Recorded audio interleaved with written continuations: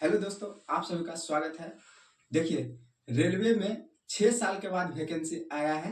वो भी एएलपी के लिए कितना है, 5696 आया है। और टेक्नीशियन के लिए 9000 आया है। और इसी का सफाई देने के लिए हमारे रेल मंत्री अश्वनी वैष्णव जी क्या बोलते हैं, से सुनिए। दूसरा सवाल ये है कि जब हम रोजगार की बात करते हैं तो रेलवे को लेकर लोगों की उम्मीद रहती है कि रोजगार आएगी। और जब पिछला जनरल इलेक्शन था उससे पहले अभी 1,54,000 लोगों का रोजगार कंप्लीट हुआ है। 1,54,000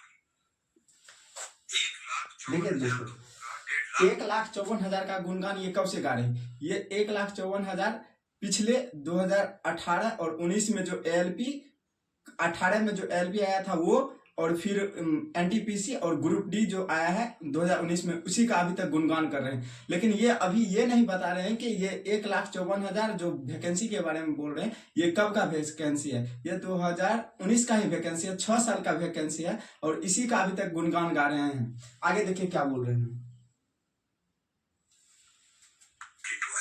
एम्प्लॉयमेंट ऑर्डर्स मिल गए, लोगों का रजिस्ट्रेशन हो गया, आगे जॉब में अब उनके ट्रेनिंग के लिए लोग जाने लगे। जैसे ही वो प्रोसेस कंप्लीट हुआ, नेक्स्ट प्रोसेस चालू हुआ। बहुत लंबे समय से सबकी डिमांड थी कि इसको एनुअल बनाया जाए। एनुअल इसलिए बनाया जाए, अगर 4-4, 5-5 साल के गैप में आता है तो कई लोगों की एज निकल जाती है उसमें से, राइट। इसीलिए अब एनुअल सिस्टम की तरफ मूव कर रहे हैं। जनवरी में, अप्रैल में, जून में और अक्टूबर में ये चार बड़े चंक है, एएलपी, टेक्निकल, नॉन टेक्निकल और ग्रुप लेवल 1। ये जो 4 बड़ी कैटेगरीज है, इन 4 बड़ी कैटेगरीज का साल में 4 हिस्से किए गए कि जनवरी में स्टार्ट करें एक जो एएलपी का, दूसरा टेक्निकल स्टार्ट करें अप्रैल में, नॉन टेक्निकल स्टार्ट करें जून में, और अक्टूबर में स्टार्ट करें लेवल 1, और ये साइकिल चलती रहे।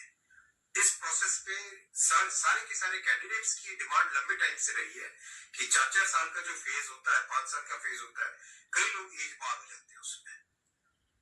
एक हर साल आपको अपॉर्चुनिटी मिलती रहेगी तो सबको अपॉर्चुनिटी मिलेगी। इस थिंकिंग के साथ आगे बढ़े, और इसी थिंकिंग और इसमें भी जितनी रिक्वायरमेंट थी उससे ज्यादा अभी नोटिफाई किया है। 1 साल के हिसाब से जो रिक्वायरमेंट है, 1 साल के हिसाब से अगर देखिए दोस्तों, ये बता रहे हैं कि जितना रिक्वायरमेंट था उससे ज्यादा आया है, लेकिन ये नहीं बता रहे हैं कि 2019 का ही वैकेंसी है। और मान लीजिए कि जिसका जो, अगर मान लीजिए 2019 में जिसका एज खत्म हो गया, वो अब क्या करेगा, वो कहाँ से वैकेंसी भरेगा, वो तो वैकेंसी नहीं भर पाएगा। और ये बता रहे हैं कि जो मतलब कि जो प्रोसेस में 4 स्टेज में वैकेंसी आएगी। एक आएगी एएलपी की, आएगी जनवरी में, फिर आएगी जून में, फिर अक्टूबर में। बताइए, हम कहते हैं ठीक है वैकेंसी आए, एनुअल वैकेंसी आना अनिवार्य है, कैलेंडर उसका ठीक है, लेकिन ये कहाँ से न्याय है कि आप ही बताइए। न्याय है कि जो मतलब कि जो एएलपी के लिए जो बंदा, जो स्टूडेंट मतलब 6 साल से तैयारी कर रहा है, और उसको मतलब कि 5696 वैकेंसी के लिए पूरा भारत भर में कहीं से न्याय नहीं है। और उसी जगह टेक्नीशियन का वैकेंसी आया कितना, 9000। हम एनुअल वैकेंसी की मांग करते हैं, लेकिन इससे पहले क्या है, जो पहले इस बार की वैकेंसी में क्या करें, अच्छा से अच्छा सीट, कम से कम एलपी का वैकेंसी 40,000 और टेक्नीशियन का वैकेंसी कम से कम 60,000, दोनों को मिलाकर 1,00,000 वैकेंसी होना चाहिए। उसके बाद आप अगले बार से एनुअल प्रोसेस कर दीजिए, उसके लिए कोई दिक्कत नहीं, लेकिन इस बार इतना वैकेंसी बढ़ाना चाहिए। आगे देखिए क्या कहते हैं।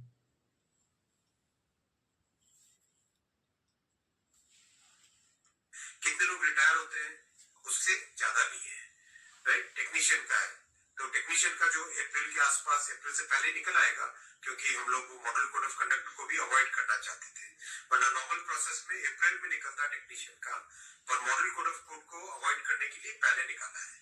तो जनवरी, अप्रैल, जून, अक्टूबर, फिर अगले साल वापस जनवरी, अप्रैल, जून, अक्टूबर, फिर अगले साल वापस, इस हिसाब से ये प्रोसेस कर रहे हैं। सर, 1 साल में कितने जॉब्स निकलेंगे इसमें? डिपेंड करेगा जिसकी जितनी रिक्वायरमेंट है। हर एक जोन की अपनी अपनी रिक्वायरमेंट आती है, हर डिवीजन की रिक्वायरमेंट आती है, कोई एस्टिमेट नहीं, हर वर्कशॉप से आती है। एस्टिमेट बनता है, बन के तो निकलता है, फिर एस्टिमेट बन के निकलता है ना, फिर हर एक कैटेगरी के लिए अलग अलग बनता है।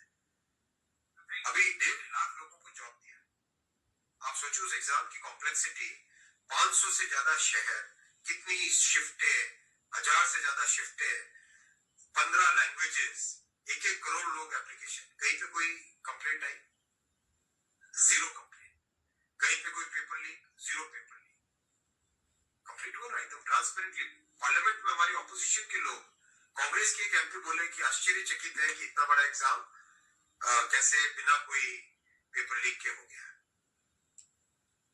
तो एक उस चीज को भी तो देखो।